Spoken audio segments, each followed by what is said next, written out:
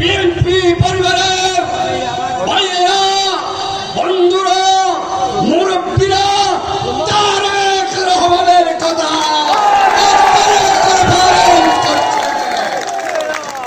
আজ থেকে ফরক ইউনিয়নে আমাদের আগামীর রাষ্ট্রনায়ক, আগামীর বাংলাদেশ শহীদ রাষ্ট্রপতি জিয়াউর রহমানের সুযোগ্য উত্তরাধিকার বাংলাদেশ জাতীয়তাবাদী দলের ভারপ্রাপ্ত চেয়ারম্যানের বক্তব্য অনুসারে প্রতিটি ঘরে ঘরে, মহল্লায় মহল্লায় ধানের শীষের প্রার্থীর পক্ষে ভোট দেওয়ার জন্য আপনারা রাজি কিনা?